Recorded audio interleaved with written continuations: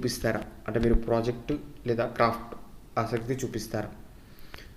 Do you enjoy working DIY projects or crafts?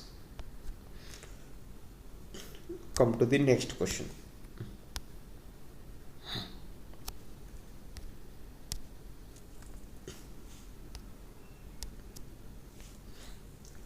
మీరు ఇటీవల గర్వపడే విజయం ఏంటి? What's a recent accomplishment you are proud of అంటే గర్వం.